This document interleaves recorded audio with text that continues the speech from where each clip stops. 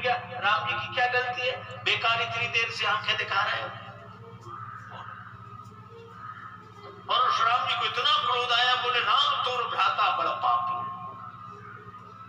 बात वही है, वही बात परशुराम जी को क्रोध से भर देती है, और वही बात शैली बदल जाए तो परशुराम जी के मन को बोध से भर देती है। तो लक्ष्मण जी सीधे सीधे कहते, गुरु पितु मातु न जानू काहू, हम जानते ही नहीं है। हालांकि श्री लक्ष्मण जी के इस वाक्य का अर्थ बहुत लोगों ने गलत लिया है। एक सज्जन कह रहे थे, महाराज हम तो लक्ष्मण हैं, न वे मानते थे किसी को, ना हम मानते किसी को, न माता जी को माने, न पिताजी को माने, न गुरु जी को माने, लक्ष्मण है।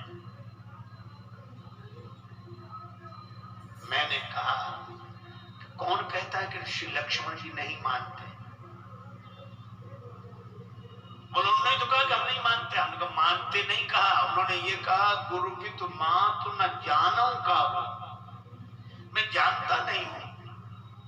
और नहीं मानना अपराध है और नहीं जानना अज्ञान है। तो लक्ष्मण जी कहते मैं जानता नहीं, और हम कहते हम मानते ही नहीं। अच्छा, लक्ष्मण जी से किसी ने कहा कि फिर जानते क्या हो? का दुधुआ बालक जिसका पैपान करता है उसी को जानता है। हे प्रभु मोरे सबुई एक तुम स्वामी, दीन बंधु उर अंतर्यामी। हे प्रभु मेरे तो एकमात्र आप हैं बस, और मैं नहीं जानता। श्री राम जी बोले बड़ी प्रसन्नता की बात है, मेरे अतिरिक्त तुम किसी को नहीं जानते। लक्ष्मण अब एक काम करो, क्या माता जी से आज्ञा ले आओ, फिर मेरे साथ बन चलो। मांगो विदा मातु सन जाए। और श्री लक्ष्मण जी ने जो सुना तुरंत चले गए। श्री राघवेंद्र ने श्री जानकी जी से कहा कि अभी लक्ष्मण जी कह रहे थे कि मैं किसी को नहीं जानता, और जब कहा कि माता जी से आज्ञा ले आओ तो लेने चले गए। इसका मतलब है कि जानते हैं।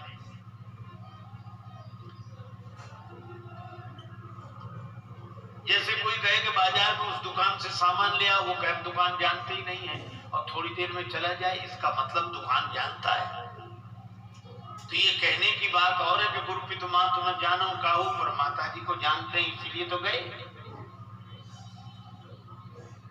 श्री सीता जी ने कहा प्रभु लक्ष्मण जी आ जाएं तो उनसे ही पूछ लेना। और लक्ष्मण जी ने जाई जननी पगनाई,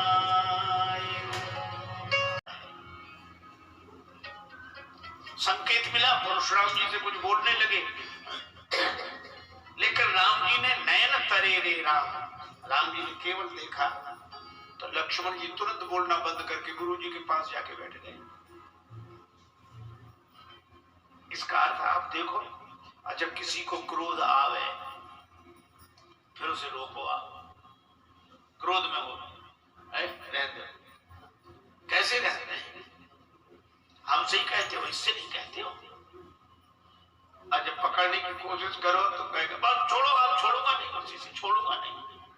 हालांकि आप छोड़ दो तो ज्यादा कुछ नहीं करेगा, और पकड़े हो तो छोड़ दो, और कभी कभी तो कहेगा फिर तुमसे हो जाएगी, तुम्हें नहीं छोड़ूंगा। तो क्रोध में व्यक्ति अभिमान के कारण कभी मुड़ता नहीं है, अपने को कम नहीं समझता।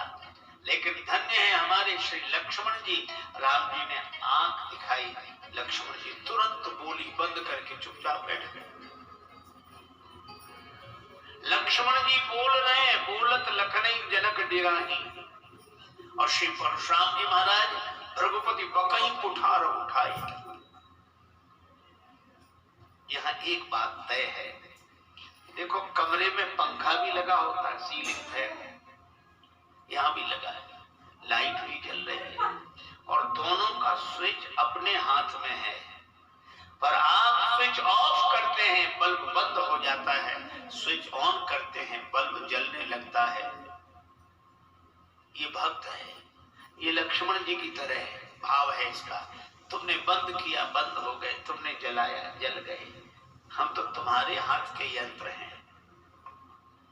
हालांकि पंखे का भी स्विच अपने ही हाथ में होता है, पर स्विच ऑफ भी कर दो तो स्विच ऑफ होने के साथ ये बंद नहीं होता है। ये 10-20 चक्कर लगाए बिना मान नहीं सकता। कुछ लोग ऐसे होते हैं कि कितने ही उनका स्विच आपके हाथ में हो, पर वो 10-20 चक्कर में पड़े बिना रह ही नहीं सकते। जब स्विच ऑफ करो तो बंद नहीं होता। अच्छा, कभी कभी ये पंखे स्विच ऑन करो तो चलते नहीं है। स्विच ऑन करके देखते पंखा चल नहीं रहा है। हम लोग रेलगाड़ी में जब यात्रा करते थे तब हमने कई बार देखा। एक सज्जन हमारे पास आए, महाराज हाँ बोलो बोलो, कंगा होगा कंगा। हमने कहा यहाँ बाल ही नहीं है तो कंघे की क्या जरूरत, लेकिन तुम्हें क्यों जरूरत पड़ी? तो बोला पंखा चल नहीं रहा है। तो कंघा लेकर उस पंखे को हिलाएंगे, तो उसको जब हिलाओ डुलाओ तब चले, मुश्किल से चले, मुश्किल से बंद हो।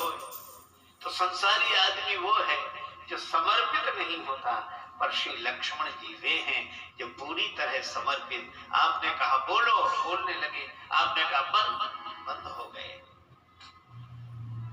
ये श्री लक्ष्मण, और इसीलिए लक्ष्मण जी को साथ मिला भगवान का।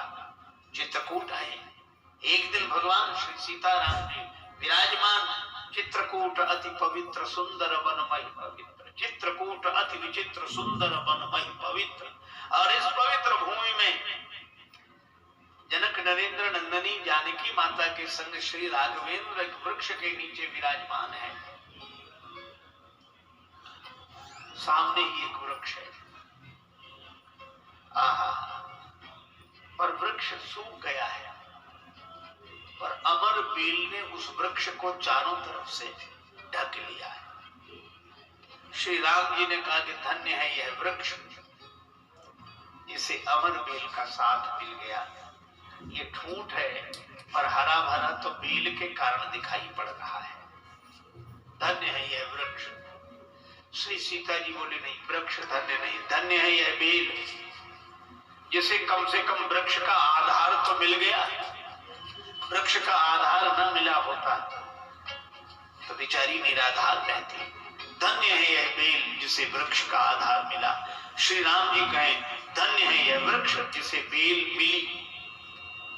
अब फैसला ना हो पाए, श्री लक्ष्मण जी को बुलाए।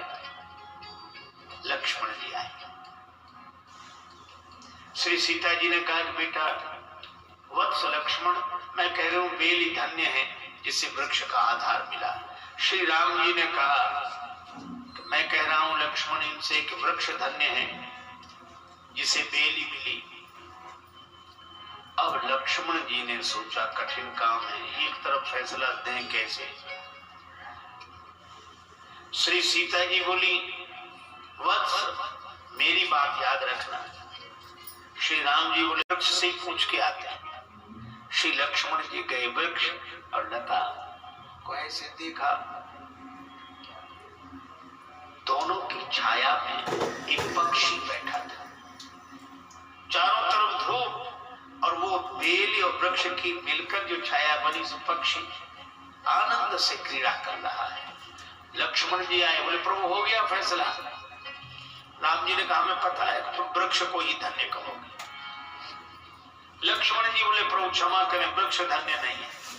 सीता माता बोली मुझे तो पहले से जानकारी थी कि मेरा बेटा मेरे पक्ष में बोलेगा। लक्ष्मण बेली धन्य है। श्री लक्ष्मण जी बोले माता क्षमा करें, बेली भी धन्य नहीं है।